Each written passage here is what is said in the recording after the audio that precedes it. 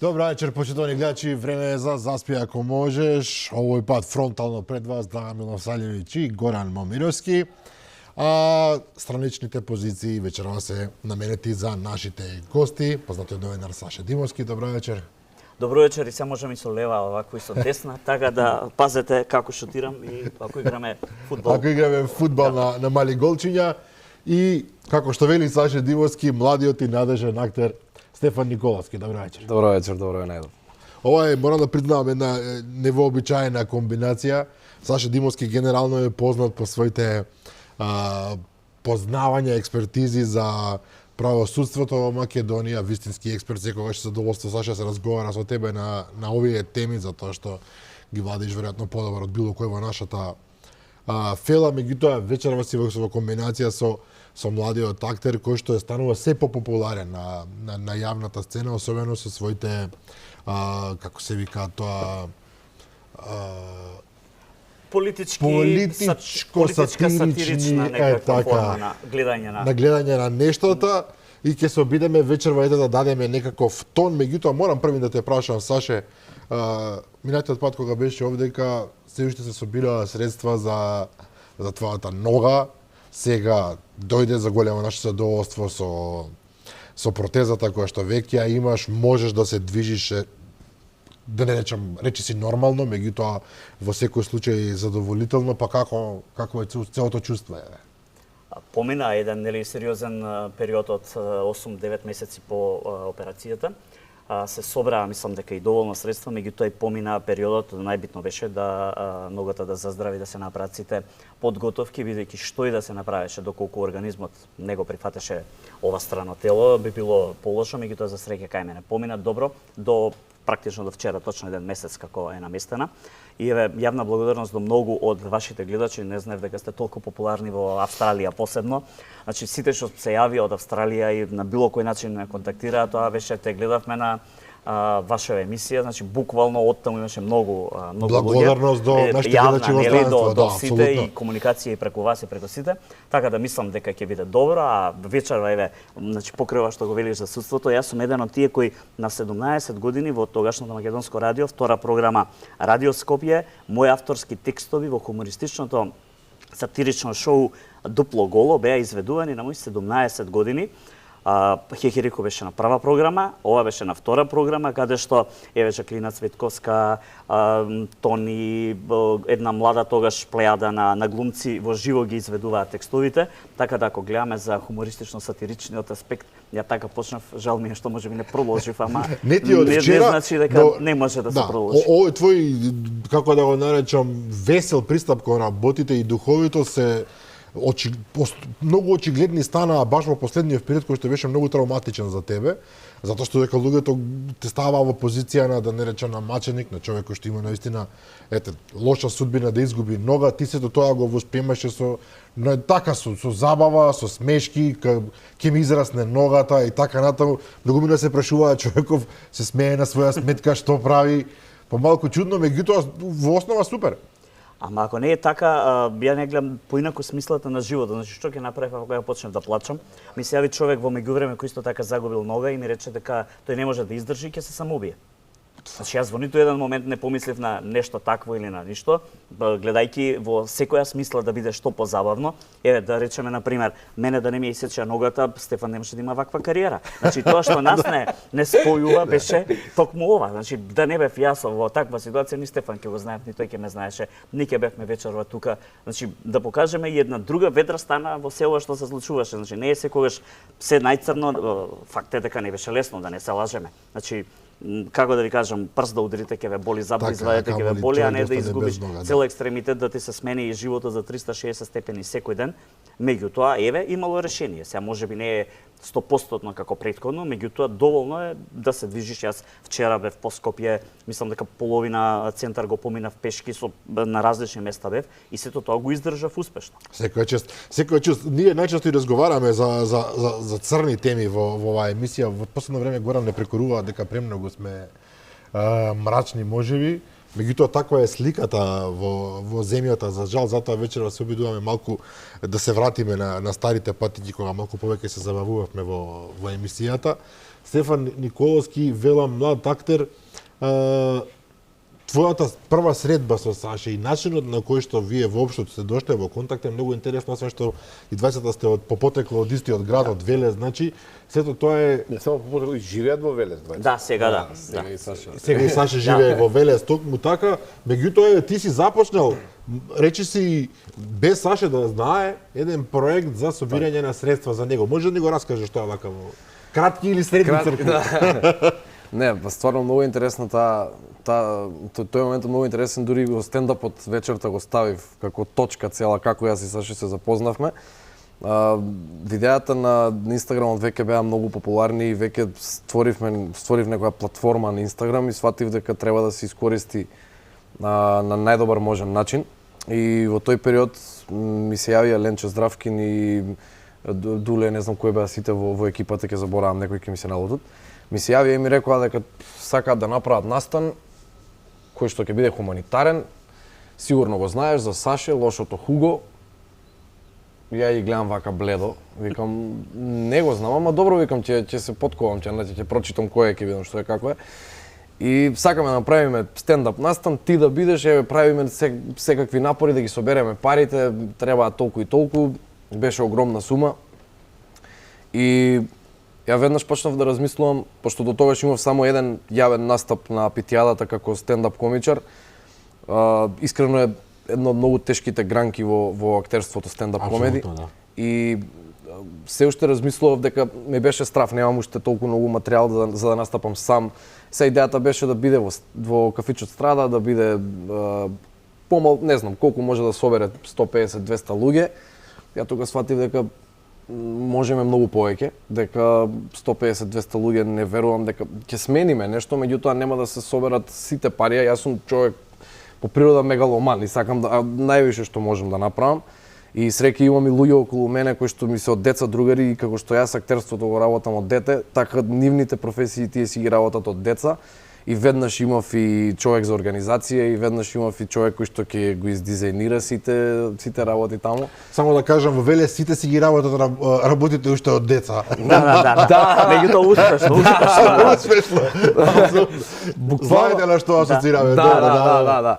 И идејата дојде, јас им предложив да направиме голем настан, да бидеме неколку колеги кои што ќе правиме стендап, да не бидам само јас.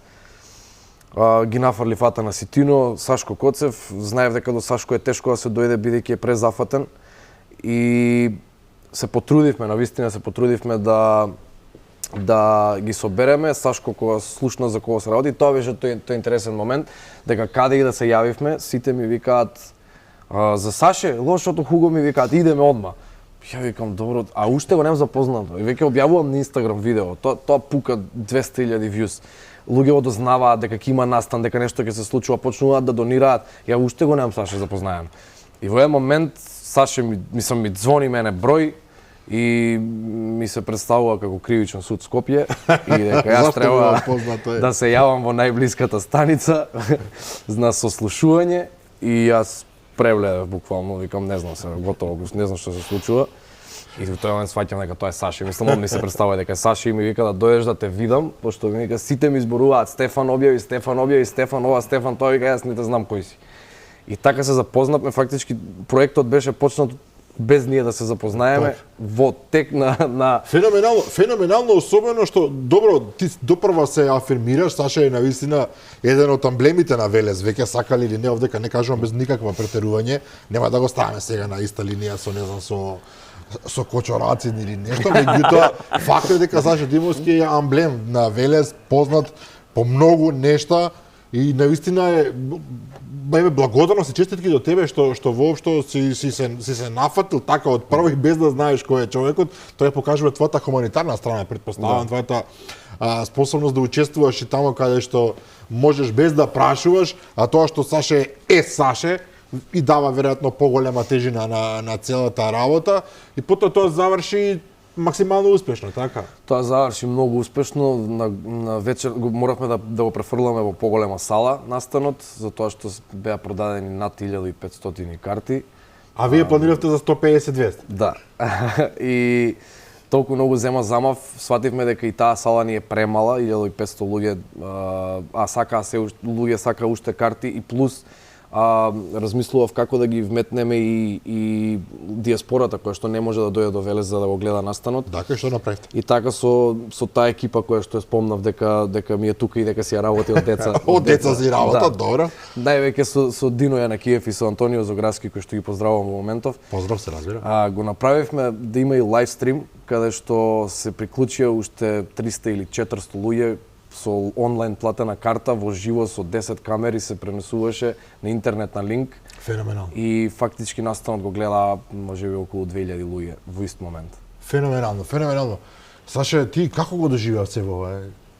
Значи, ова што го зборува Стефан, навистина, значи, сите Стефан и стварно не знам кој е, башка Стефан има 23 години, јас сум бил излезен од Велес, Стефан не бил ни роден во 2000-та година и по ова запознавање каде што јас му викам мораш да одеш во полиција, се гледаме и почнува буквално една кампања во која тоа што ги спомнува овие дечки кои работат на компјутери, кои тираат маркетинг, кои буквално имаат конекции, ни требаше да речеме една од институциите од која се побара еден голем видеобим не ја даде.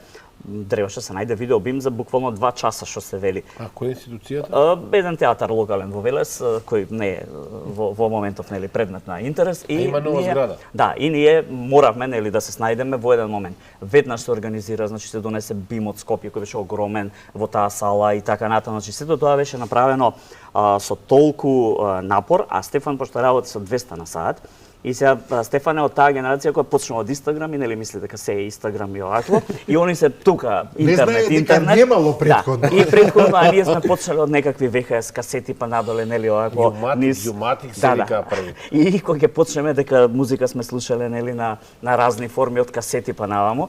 Значи Стефан беше не само што беше со 200 на сат, него кај си Стефан, еве одам во Прилеп да купам одело за настапот. Стефан, зошто одиш во Прилеп, па во Велес не најдов. Значи, пали кола и оди да купи костим со тикото оди во Прилеп. И тоа покажа, значи овој настан не само што ги собра велишани, него покажа дека има една структура на луѓе многу помлади, кои можат стварно да направат нешто и ќе биде штета. 90% од младите нели заминаа буквално од Македонија и овие што се останати работат за многу странски фирми, за многу странски компании, се врвни дизајнери, значи да не ви кажам какви се не работи имаат издизајнирано во овој период. Работат во различни маркетинг агенции, пристап на странски пазари. Во Велес можеби и малку ги знаат, а работат за пола свет, едно што нели имаат добри бизниси, заработуваат добро. Ќе биде лошо ако не се искористи таа енергија, затоа што ретко на Велес му се случило, па верувам не само на Велес, но и на другите градови, на едно место да донесете толку ентузијасти, да се направи една организација, афирмација, така да тргнеме, па ја мислам дека пола градови ќе ги оправиме за една година, значи една млада сила која да споменам нема политичка позадина, нема етничка позадина, нема било каков интерес друг, освен тоа беше колку што може нели да се помогне и ја не верувам дека ниту еден од нив на полнок да го разбудиме. Последно беше едно видео снимавме која го пуштивме на почетокот на хуманитарниот стендап кај мене дома, по една, ајде да речеме, моја идеја, Стефан и Дино заедно снимаат, отидоа да го монтираат ноќта пред настанот. Ми звонат од ниедно време, ова дали да биде вака, значи они останаат цела ноќ буквално претходно, до последен момент да се смислат сите работи. И од таму, ама некако се поклопуваат коцките. После почнува да речеме не беше тој настан, помина настанот како настан што помина, меѓутоа има сега Стефан работи на едно супер сценарио, да речеме. Се седнуваме и разговараме, чекај ова да биде зборам сценарио за филм. Јас работев на некој сценарија, му ги давам не само него, него и на некој други дај да ги прочитат. И сега нас пола од времето, ние во кајде да кажеме културна надградба, ова мислам вака, ти што мислиш, а ова да биде ваму, ова да го преместиме, да добиеме ефект. И ние пола од времето, колку што пиеме кафе или се дружиме, го работиме во еден дел кој што верувам дека ако вака одиме како што одиме, може да излезат успешни проекти кои ќе бидат само плод на нешто што беше сосем случајно. повторно велам. Што тргна од нешто, што тргна од да не нешто. ми беше Победи, изсечен на ногата, ќе немаше кариера и вако И јас се извинувам што се смеам, ти се смееш, но тоа така е тоа. излегува, така Тоа е излегува. тоа. Од каде токава само сега ти кажам Рече повели, ме рече повели. повели гора, повели гора. Од каде, хај продолжи, од каде? Од каде токава креативност во Велес, како кажат, јас многу го сакам Велес од приватни причини, сакам да отидам до Велес, ако ништо друго до езерцето, живам таму, додам со семејството. Меѓутоа во ситуација кога објективно во државата се нема, кога сме во криза, кога сме не само во економска, туку сме ние во психолошка криза, во филозофска криза, ако сакаме, кога сме во ситуација да се прашуваме што понатаму сите, ова е објективно, дури за 20 годишни момчиња како него, и тоа е основното прашање, дај да бегаме, излегува дека се уште постои една здрава енергија, позитивна атмосфера и луѓе кои што можат без пари, за добра волја, за од чист ентузијазам да прават нешто. Од каде тоа? Имаш некој објаснување логично се? А јас и вечерта го спомнав, пошто во првите редови беше градоначалникот на Велес и во тоа краткото обраќање, да речеме, велам пази што работиш како градоначалник, бидејќи оваа сила која позади себе нема партии, нема бизнес лоби, која нема може да направи пресврт и да го крене градот во друг правец. Значи, ако оваа енергија се собере на сите овие млади, утре да излеземе условно, зборувам некоја фикција со некаква независна листа, да речеме, за Велес. Велешани за Велес. Ја верувам дека тие многу повеќе ќе направат, бидејќи ги има се уште. Значи, сериозно, ова што го зборува Стефан и неговото друштво, тоа се деца кои тој глумело 10 години во разни представи, алтернативни, аматерски, така натаму. Другиот на 10 години пуштал музика и сега е успешен диџеј. Третиот на 10 години цртал, не знам, сега е успешен дизајнер. Значи, се уште ги има, меѓутоа некако си се настрана и кога ќе слушнеш, завчера читам некој интервју за Велешанец кој е успешен, кој прави различни видеа за естрадни звезди. Другар, најдобар другар, Бојан Коцев. Буквално, значи тоа се луѓе, секој ден ги среќаваш и викаш, чекај, го знае пола амерички пазар, го знае пола Европа поразни, а ние не сме слушнали, чекаме да се појави некој интервју нели негде да го видите. Чекаме да отиде во странство за да го направиме дека е славен и дека е наш, додека е тука не е наш. Буквално. Ако ми дозволите и мене, ако Да, изјава и ако гостуват премногу молчино, еве сега ќе дојдеме до тоа. Прво да кажеме до обвинителите, судиите, судските работници, судска полиција, управен суд, апелација, да не се кираат вечерва, не си во својство на аналитичар на правосудниот систем, да се релаксираат малку. Ама ќе морам да ги спомнеме, бидејќи Стефан е многу добар другар со сите нив. Прво со сите полицајци кои го запираат, му пишуваат казни, а се другар со сите суди, честитки му стигнуваат секоја недела. Добро, ама не кривични, не се тоа прекршоци. За прекршоци, да. Да. Убаво рече Саше, ти од 13 години си глумел во Тврдокорни, така? Да. Сега имаш улога во Бистра вода, во последните 2 епизоди, ако разбравме добро.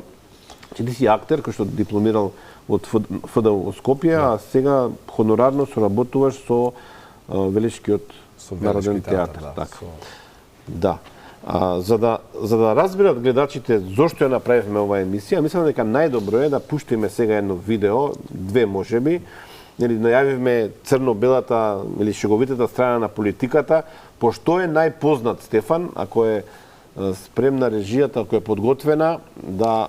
Режија, ајде да пробаме да го пуштиме ова. 1000 лепи ствари. Па ја тоа им викам, не може само една ужа. Куповина цвеќа, бомбонјера. Ма не може само да 8 мат, ме разбираш. Еве, ако треба, ја 500 ке дам. Како од Париз да сте. Ти мораш да поштоеш жену сваког дана у години. 8 март.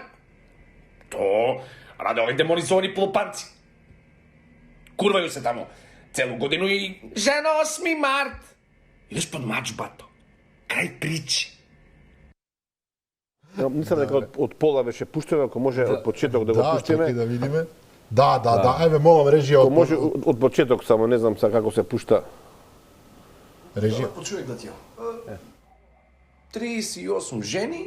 Леле, колку сте джентлмени. Ке ти купиме и тебе нешто, ако не си у собрание. Нема потреба. 38 жени по една Димче, ти ке ми требаш тука, нека оди Зоки да купува. Еве да ти јам нека бидат по 250 dinara од човек. Држи Зоки 250. Абе, ајде 250 dinara дечку гз да си ги пикнеш. Дајте малку повеќе бе, што ќе купи со 250 dinara? Абе, ајде 250 dinara ми е кафето чаршија. Значи, за мене не треба да купувате, само дајте го колбасот на градоначалникот. Купете таму еде по една бела ружа и готово. Они мислат, се наужа, еднаш во годината и 8 март ќе се сидат и готово. 1000 лепи ствари.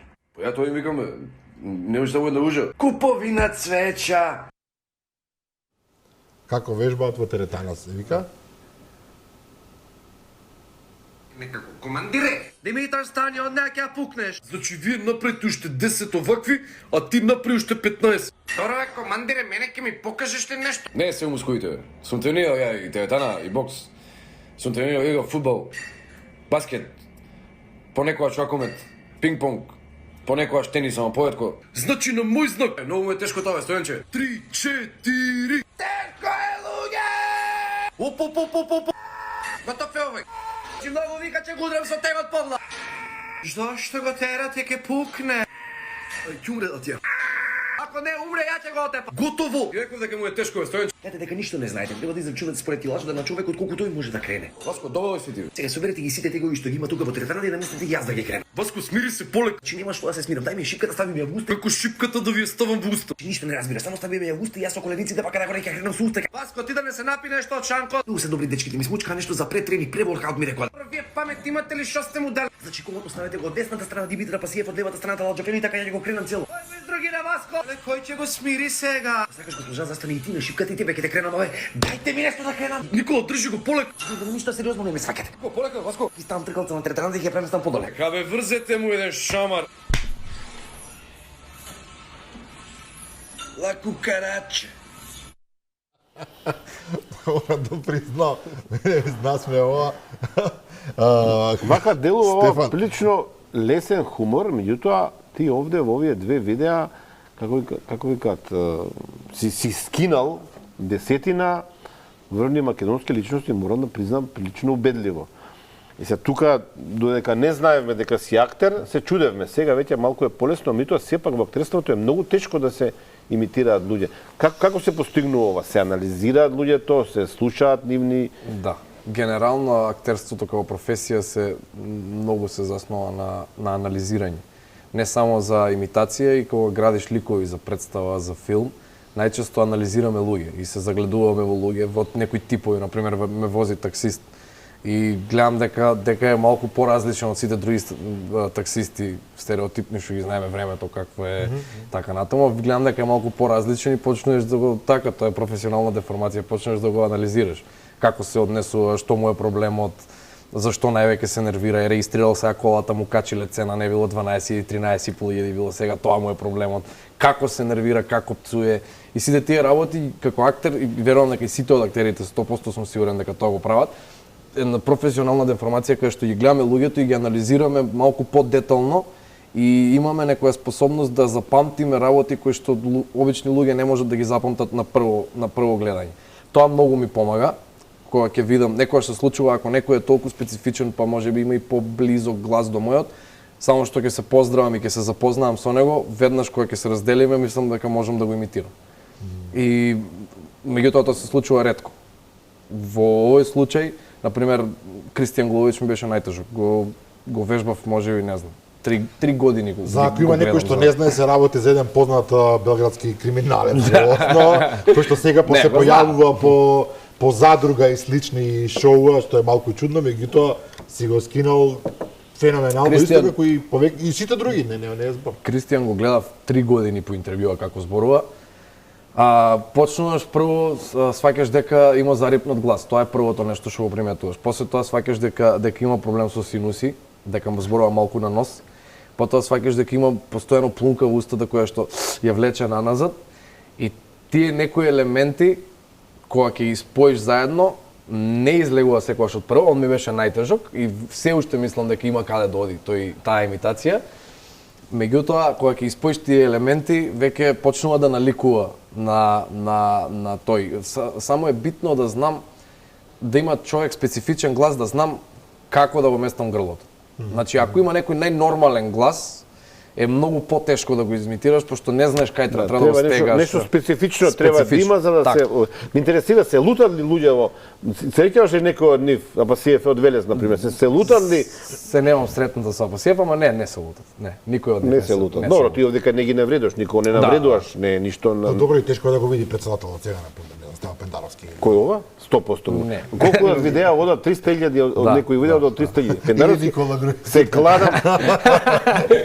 Драган, не знам сега, за нас нема никој не направил видео такво, ама ако дознам дека направил, сакам да го видам да се насмеам, зашто на моја сметка да не се насмеам малку. Сакам само да кажам, Стефан, секоја чест, ќе го пуштим уште еднаш ова до крај, сигурно, те има на ИМДБ, значи на база на International Movie Database, така му доаѓа тоа, најпознатиот сајт на кој што се пишува за филмови, за актери, режисери и така натаму, те има, стои дека си во Бистра вода, дека си играл во македонски народни приказни, во Тврдокорни и во 5+. Да, со оглед на тоа дека имаш само 22-23 години, веќе да те има на ИМДБ е многу добар знак.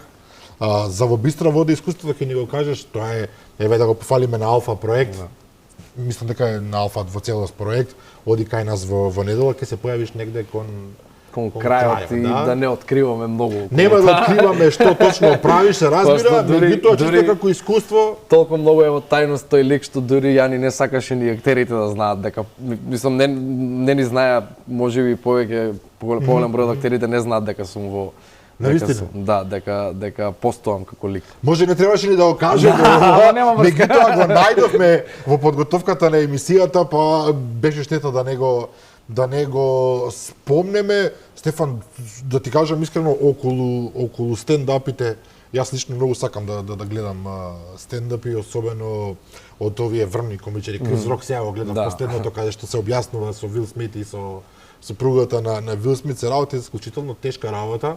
Значи едно шоу кое што трае, не знам, 40-50 минути, бара да бидеш вистински мастер на актерската игра. Да. Можеш веќе да си го дозволиш тоа во полна форма? Искрено, можам да си дозволам да речам стендап комеди од некои 20-30 минути. И тоа се е до главата. Искрено, би можел да излезам и 40-50 минути, меѓутоа се уште се плашам да го направам тоа.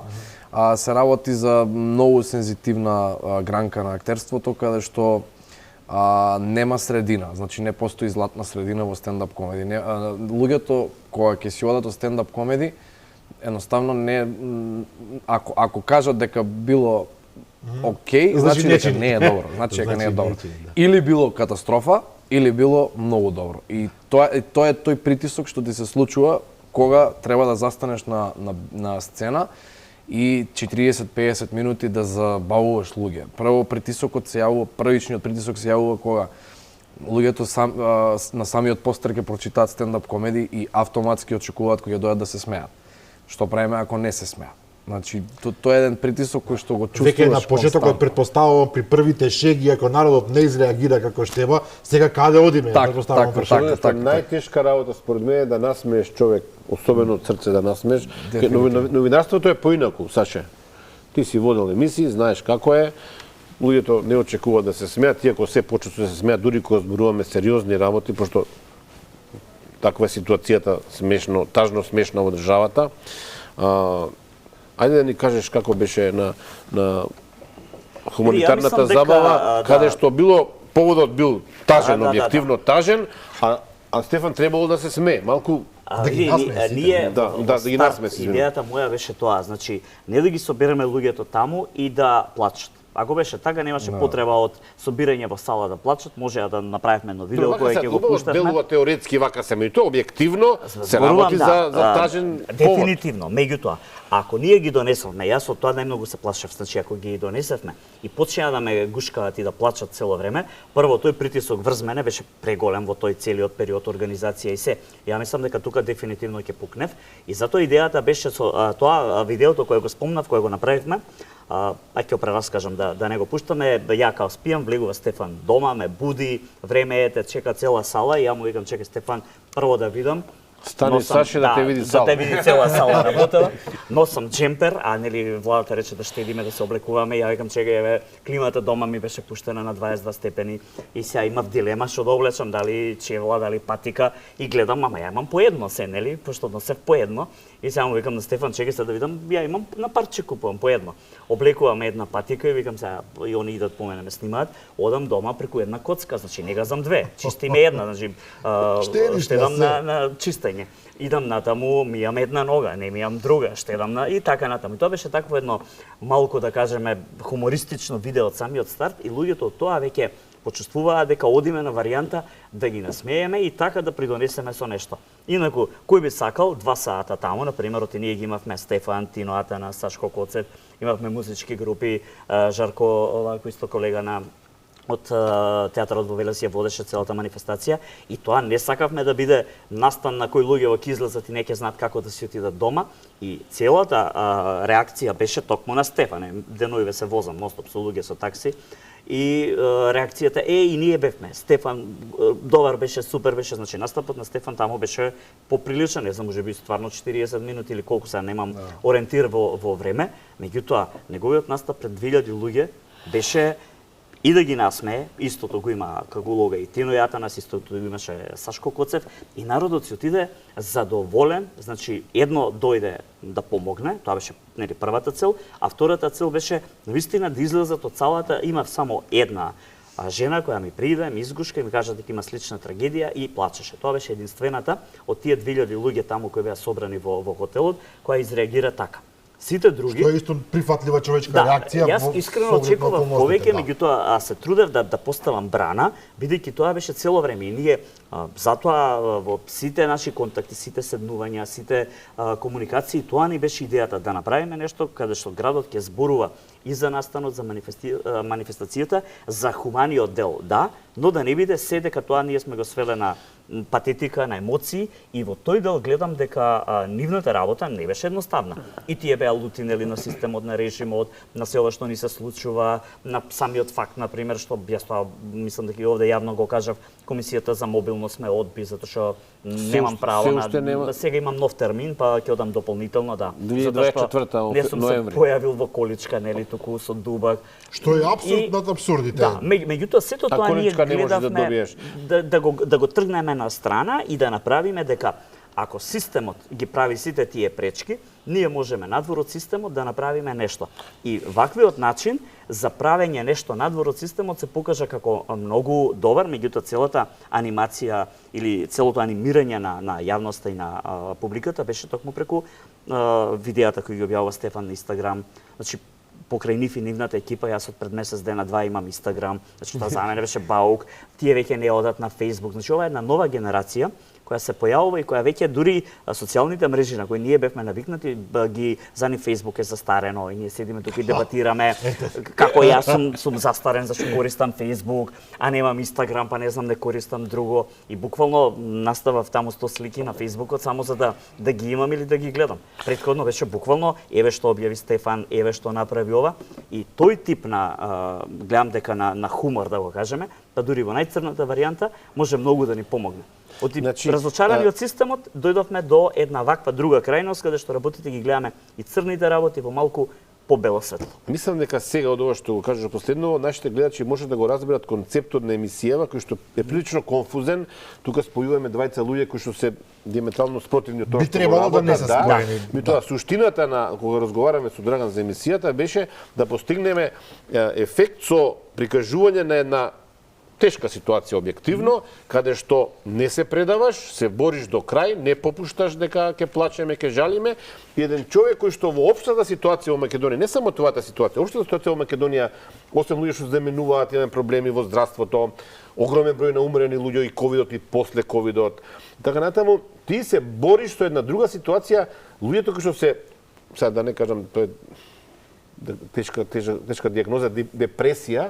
Во депресија се луѓето се разочарани, нема пари, леп нема, нели? И за ти се бориш со ветерници, како сега ние да ги насмееме.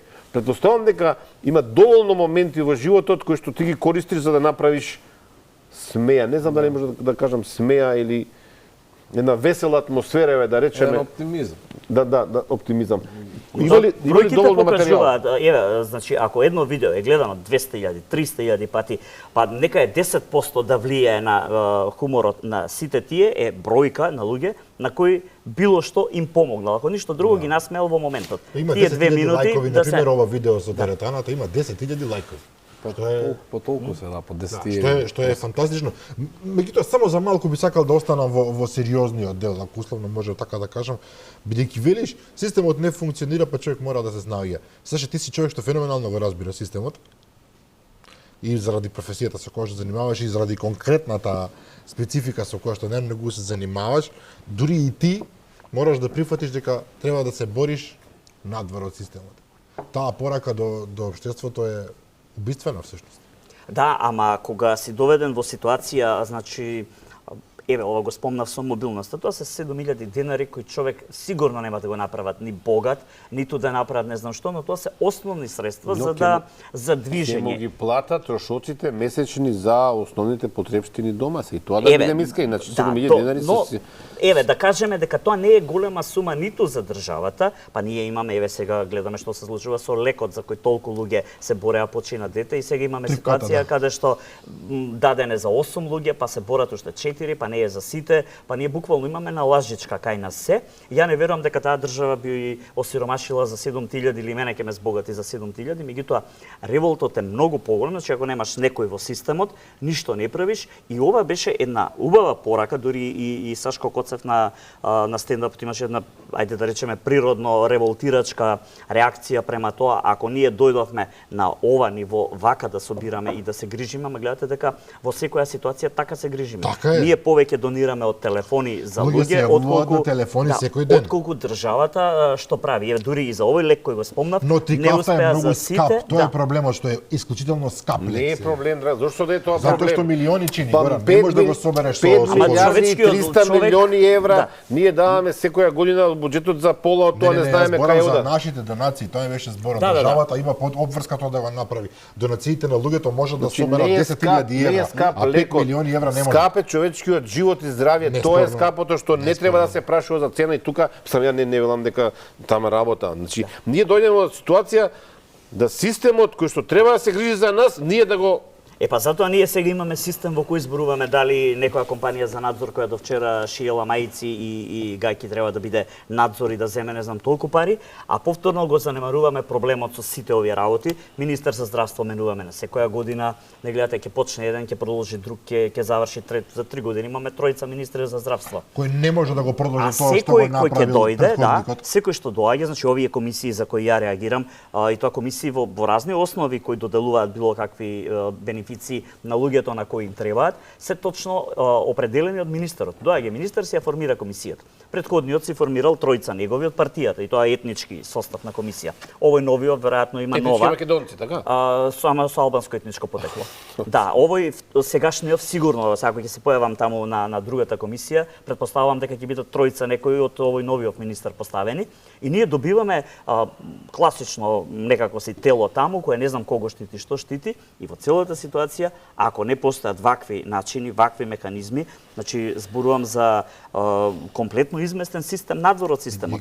Имено. Да, но да не беа тие луѓе, велам, и да не беше концептот, бидејќи се секој различно реагира. Секој не прифаќа исто. Јас верувам дека било кој ако е сличен во слична ситуација како мене, не верувам дека би прифатил да има стендап, на пример, ваков начин како тој човек кој ми се јави од Ѓорчи, кој рече дека тој навистина има сериозни проблеми поради тоа што му се случило. И ако јас него му реков викнете двајца комичари дека ти направат стендап и така натаму, мислам дека прво мене ќе ме решеше па сами од себе. Значи секој различно го прифаќа тоа. Човекот со слична твоја судбина како Да, ми се јави и ми да. кажува дека он не може да издржи и дека нели ќе си го одземе живот. Уште едно прашање, не е техничко, животно е, додека не ја доби протезата, како функционираше низ градов, односно какви се условите за живот на луѓе кои што имаат проблеми со екстремитетите, не може да се движат и така натаму? Ужасно. Значи, јас бев, тоа Оливера Трајковска веројатно во разни разговори па го заклучила многу добро, ми вика ти беше 2 чекори пред времето, Јас размислував кога веќе дојде до таа ситуација што ќе правам утре, што ќе правам кога ќе излезам. Јас сега буквално морав да го размислувам секој чекор, да влезам во институцијата. Прво што прашував, има ли скали, какви се скалите, колку се длабоки, широки, има ли платформа, дали има нагоре, надоле. Колку е остра рампата. Јас сега почнав да гледам колку се остри рампите заради тоа што некаде има рампа, меѓутоа е остра и не може да се качи, точно. Џабе има. Не само рампата, значи ако има 2 до 3 скали, ако нема од страна држач било каков, е сериозен проблем, значи не можеш да влезеш ако е прагот повисоко, не знам, 30-40 сантима, затоа што треба да се прикачиш на него, целата тежина да ја префрлиш, а да не паднеш и така натаму, што не се случи само нели еднаш да паднам и тоа беше дупка доле во асфалтот, па ради тоа и цел Велес имаше онака еден сериозна ситуација, каде што јас стварно ја сватив на смеа, дојде брза помош, интервенираше, сето тоа се заврши добро. Меѓутоа, секаде каде што влегувам, јас сега пола сат размислувам што ми треба, дали има таму човек кој може да ми помогне, дали нема. Не дај Боже да е човек кој е потежок, кој е постар, кој е и така натаму, кој има помалку волја, не, далеко од тоа, меѓутоа за постар, потежок, внимавајте, значи јас се движам со дубак. А тежината да ја кренеш на дубакот е вистинска математика, значи да пресметаш како да се кренеш, а да не се превртиш. Мал гест напред, тежината ќе отиде и вие прво паѓате на носи на глава. Во случај да не ја кренете убаво тежината на дубакот, се враќате назад. Ако има мал прак, назад лесно се овако ќе се превртите. Значи сериозно е таква математика сега, па полека се наведнувам, па го прекачувам тоа, па нога за нога, односно тогаш без нога, па како да направите. Ова се работи за кој што луѓето кои што имаат. Ние не сме имале досега, веруете, значи влегуваш во кафана. Нема појма што всушност представува. Во сите кафани во кои сум бил 30 години и сум влегол по 300 пати, сега пред да влезам прашувам да изброите колку скали имате, какви се скалите, да видам дали имам. До вчера мене тоа не ми требало и не сум го перцепирал. Сега веќе имаш друг поглед, друга перцепција на работите, гледаш дали асфалтот или коцките на плоштад се искршени, како да поминеш. Но ова е порака до системот, Саше, кој што одамна требаше овие работи да ги реши. Значи нешто што на запад, еве упорно го земе западот, се подразбира. Секаде мора да има простор за лица со инвалидитет, за лица со посебни потреби, за лица кои што имаат вакви или онакви. И дури не само лица, еве, земете го Скопје, центар Дебар Мало, најпроблематично или во тој дел. Таму каде што тротоарите се зафатени со возила, или таму каде што тротоарите ги нема и се раскопани или се преправени во кафани, значи не мора да сме ние. Пред 10 дена на протестот на новинарите се појави обвинителката Ленче Ристовска, која сега е на породилно, има 2 деца, значи количка, дупла количка со 2 деца, она има поголем проблем да ги прошета децата низ центарот колку мене сега, бидејќи дубакот е малце помал. Да. Значи не станува збор само за луѓе кои имаат инвалидитет. Дури и количка со дете, мајка не може да помине низ центарот и тоа некој веројатно треба да го размислува. Значи, еве нека не тргне настрана нас кои имаме такви проблеми. Па не може да ве нека размислува за сите, за мајките особено. Нека размислува за мајките со деца кои се поколенија на оваа држава, дека и тие не можат да поминат како што не можеме ниту ние во било каков простор. Ајде да малку повеќе простор на Стефан. Не, можам ја да се уклучам, нема врска. Мора да побараме пауза за реклами. Мене ми е многу забавен разговорот, меѓутоа одрежија ми јавуваат дека мора. Значи во студиото се Саша Димовски и Стефан Николски. Саша Димовски добро познат новинар, Стефан Николски, како што вели Саше, млад и надежен актер. Се враќаме по рекламите.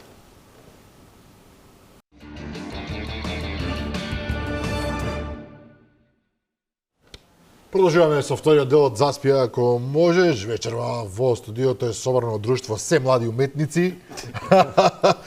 Стефан Николски, младиот и надежен актер, како што вели вториот наш гостин Саша Димовски, новинар и поранешен писател на и надежен писател на текстови за драми и радиодрами. Колегата Горан Мамировски, за тие што не знаат, а не сака да се збори многу за тоа, своевремено бил актер во Welcome to Sarajevo, оној прочуен филм кој што се снимаше веднаш по завршувањето на војната во Босна и Херцеговина. Игор Джамбазов беше во тој филм. Вуди Харелсон, големиот Вуди Харелсон. Почитувани гледачи, Горан Мамировски, големиот Горан Мамировски има играно на иста Горан сцена. Вишнич, хрватскиот актер што гледаше во ИАР, со него имам сцена и со Игор Джамбазов имам сцена. Што да ви кажам, најдете таа босански интелектуалец, ако баш ви интересира, го има на YouTube кај мене на канал. Сигурен сум дека физички тешко ќе го препознаете од пред 25-6 години. Горан изгледа поинакво таа, има еве ќе откријам, има долга коса таму, ако не се лажам. Не, кратка коса. И нешто малку помала килажа од сега. И вашиот втор водител исто така е некогашна театарска звезда, звезда во наводници, се развира во театар 57 пред Звезда во 20 најава. повеќе години. Неколку години поред играв во представи во тој аматерски театар во времето кога Стефан беше се ти? појава. Не бе боксер, не. Иако имам играно, дури ќе откриам уште една тајна во Чук-Чук Стојанчи и во Шарам Барам во далечната 86-7 година, се уште постојат тие видеа, ги покажав на моите деца, не им се веруваше. И каде заврши? Стефан, ова е тоа сакав да го кажам, еве Стефан како се завршува после надежна кариера, ќе седиш на маса и ќе водиш политички емисии во друштво или сам, така што твојата иднина е загарантирана. Меѓутоа, да се вратиме на ова што се случува сега и овде, Стефан, ти си на почетокот, практично, иако веќе стануваш лесно познато лице, да не речем фаца, меѓутоа си на почетокот на кариерата, сега Саше открива дека правиш сценарио за... Ти го правиш сценариото, ова е сосема друг домен, за тие што не знаат, сценарио е многу поинаква приказна од самото одглумување, одигрување на представи, значи си сестран уметник. Па, може да се каже. Не, сестран уметник, не. Имам, да речам, способност да смислам ситуација, како што си и видеата, тргнувам од тоа, дека видеата многу интересно, дека тие сами по себе имитациите можеби не се толку многу јакото нешто во видеата, колку што е ситуацијата и околностите во кои што се ставени овие личности. Пример, никој нема гледано како никој не ни замислил како политичарите би оделе на одмор на градиште, кај што одиме сите секоја година на градиште. Па е тешко да ги најдеш таму. Да, и дефинитивно мислам дека тоа е клучот, околностите се тоа кои што луѓето највеќе ги заинтересира, да. Така што од тој момент сваќам дека ми оди да направам приказна. Ми оди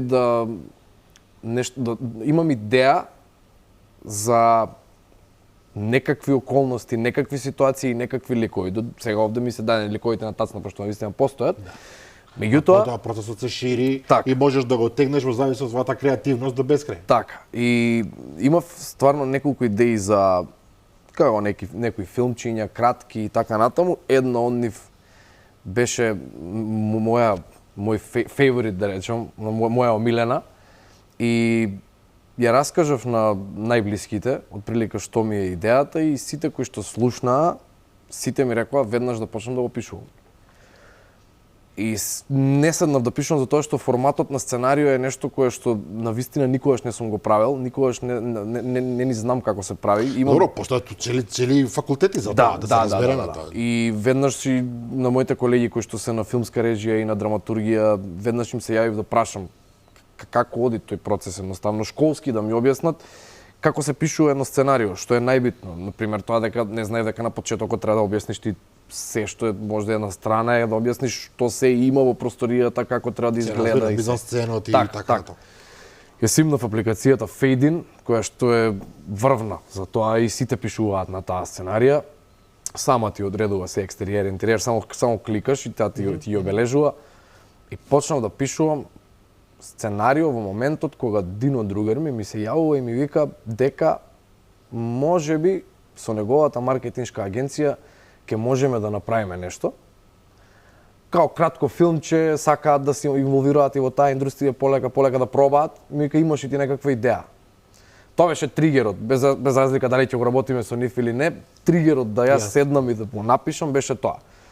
Му реков имам идеја, добро вика не ти викам јас сега за утре вика, ти размислуј вика ти, не ја веќе утре му се јавив. Му реков ја го напишав краткометражен. Тоа што Саше вели јас веќе брзам работа. Да, јас го напишав цела ноќ го пишував, викам го напишав краткометражен филм. Му го образложив, го прочита и свати дека тоа е гениална идеја. И на сите кои што им го покажавме, па дури и Саше кој што беше најкритичен од сите, мислам критичен. Саше е познат како критичар, тие што не знаат, вака го знаат во разни светла, ова критичар голем. Сега нека ви каже, значи дека дел од тие критики беа внесени, бидејќи ние сериозно размислувавме од каде овој лик, оваа сцена, ние мора да ги врземе сцените, значи имавме сериозно конструктивна дискусија од едно кратко, да кажеме, од 20 страни, сега е некаде сценарио, да не зборувам колку страни. 100 и нешто. Па тоа ќе се претвори веќе во Долгометражно нешто, веќе е игран долгометражен филм. Во моментот кога Саше почна, од кога му го пратив, го прочита, пошто ми си праќаме сценарии, тој има негови, ја ги читам, и кога сватив дека седа утре дента на кафе и почна да ми зборува за сценариото, како може ова да биде вака, ова да биде така, ја сватив дека дефинитивно идејата запалила кај него и дека тој веќе почнал да размислува како тоа може. Викам, значи ти се допаѓа. Абе, вика, ми се допаѓа, па вика, сега чекај, ќе земеш ти ова. Чекај сега да го направиме. Ми се допаѓа, ама јас да го стредам. Ама сватив дека штом влезе во дискусија, штом влезе во критика и почна да дава предлози и идеи како да се нешто не е оправдано, ова не ти е оправдано, зошто ти е ставено. Абе, Саше, знаеш, ова вака се случува. Не, треба да го оправдаме на почеток со нешто, да ставиме плюс. И јас јојам дома и почнувам да го работам повеќе и веќе сум стигнат до пред крајот, да речем, док некој стои нешто страни, би била, не знам, приказна од саат и 40. Ќе ти држиме палци. Оно што сакам да го кажам, филмот е генерално скап спорт, многу скап спорт. Меѓутоа, новата технологија овозможува сепак некој од особено од работите кои што порно мора да додат рачно и така натаму, да се стеснуваат во полесен формат и сега оние основни средства што мора да се најдат, тоа е веќе нешто друго. Повторно и можеле Саше тука да се вратиме оваа држава на каков начин обезбедува средства за уметност или за било што, не обезбедува средства за протезија, не па за филм, така што Еве, јас имам во моментов едно сценарио, стварно е симпатично, кратко, во град Скопје. Имаше оглас, заврши во октомври, се уште 5 месеци поминаа, немаат резултати, а е врзано бидејќи годинава е годишнина од Скопскиот земјотрес. Значи 63-та, 2023-та, значи една сериозна годишнина. Ова е многу едно симпатично филмче, кратко, бидејќи јас за оние кои не знаат 2011-12 помина по повеќе фестивали по Европа со едно мало кратко филмче од 8 минути, значи Гран При во Нови Сад на телевизиски фестивал на поранешна Југославија, најдобар краток филм во Југоисточна Европа во Словачка Кошице, 2 фестивали во Црна Гора и така натаму, и видов што сака публиката. И во еден коментар, а приказната беше за едно дете кое живее во Мариово, е оди една учителка таму, го учи крај на светот, значи небо, земја и толку, не гледате ништо друго.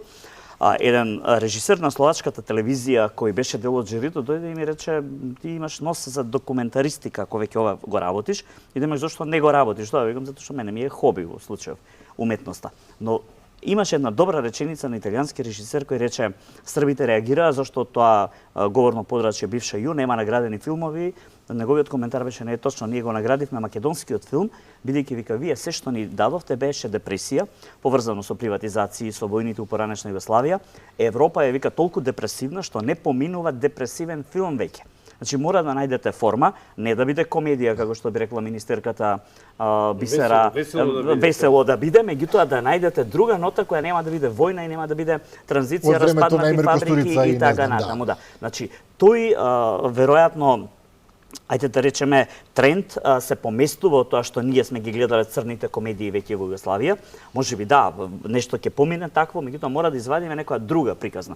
Значи приказната кај Стефан нема да откриваме или што е сега, меѓутоа станува збор за еден младалашки филм, за едно младалашко друштво, односно за една генерација за која јас викам тие 2000-та родени кои мислат дека од Инстаграм почнува светот и они почнуваат. Се зборува за една ситуација од Југославија за која тие не биле ни родени, меѓутоа мораме негде да ги лоцираме во тој филм. И може да биде интересен затоа што зборува за една сосема нова приказна која не е поврзана бидејќи овие се деца после војната родени. Во едно такво светло може да извадиме сериозни продукти од тука и да бидеме препознаени. Ако тоа мое 8-минутно филмче беше препознаено во Словачка, беше препознаено во Србија, во Црна Гора, жал ми е што не го пуштив по други фестивали, зошто да не биде нешто друго? И оттаму тоа искуство условно со тие имаше стварно имиња во кои беа во жирито. Гледајќи како функционира, и мислам дека можеме да направиме нешто, а јас сум само мрчатор во приказната, нели? Стефан кажува и тука седнуваме и јас сум кочничар. Советник за критики. Затоа што тој со 200 лета ја го кочам. Државните фондови што правиме ли, тие се загарантирани само за вечните добитници. Има шанси да се добие некој конкурс, сега имаше некоја афера вчера во агенцијата за филм. Сами себе си доделувале рецензентите, да си добивале Има шанси да Сега се добие. искрено, не можам да кажам, не сум пробал, не го ни пративме, никаде не беше ни готово тоа кога беа конкурсите, кога се сеќавам. Саше ми ги кажуваше ово е тогаш, тој имаш фонд ваму, имаш фонд таму. Значи не е само за мрчење, има и други Да, ме информации. советува. има. Ето, тој дел кај што да. мене ме боли главата од такви административни работи, он го владее и ни мене и на Антонио ни објаснуваше кај треба, што треба, како треба. Сценариото не беше се уште готово. И не го ни пријавивме некаде, така што не можам да кажам дали може да се добие или не. Сигурно може, ама не за нас. Голем процес се види да. Некој може. Јас тоа го зборував дека каде и да аплицираш најмалку 6 месеци поминуваат. Еве градот Да. Скопје 5 месеци веќе нема резултати, иако култура на пример со 6000 проекти излезе многу порано од тоа што градот го прави. Меѓутоа процесот е долг. Значи, Стефан беше со идеја дека тоа во мај, во јуни би го снимил и така натаму, и тоа е мојата убава кочницарска работа, која што му викам полека, чекај, застани. Уште да се доработи, не сме стигнале ваму. Не верувам дека не може да се добие зашто има фондови за развој на сценарио на Европска унија. Домашните ќе ги тргнеме на страна, меѓутоа може да се конкурира и да се добијат и балкански пари и европски. Барем сега има фондови, меѓутоа таму има администрација 10 дена да пишуваш апликации секако. Така.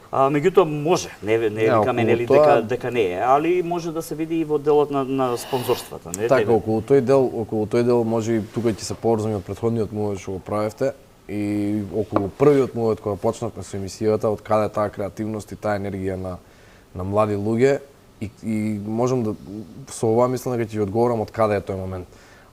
Според мене, како ја ги гледам работите,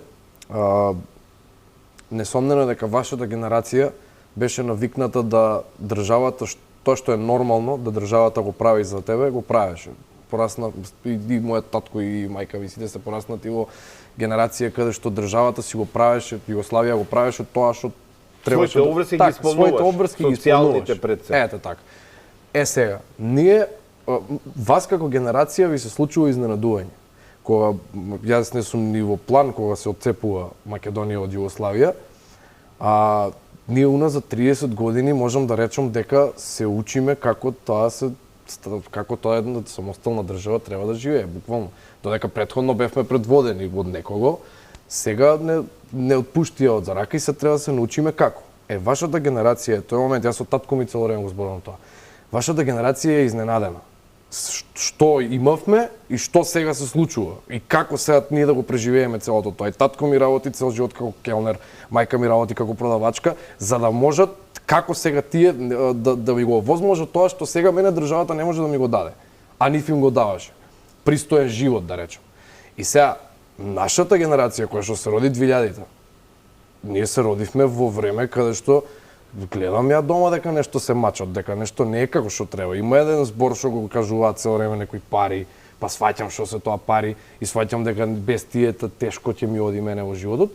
И уште на 10-11 години више ти сваќаш во каков свет си и сваќаш дека ти треба да се бориш сам. И затоа јас, например, како генерација сега и како вие млади велешани што ги спомнуваме, кои што се околу мене, кои што безрезервно се даваат дали ќе биде настан, дали ќе биде филм, дали ќе биде било што.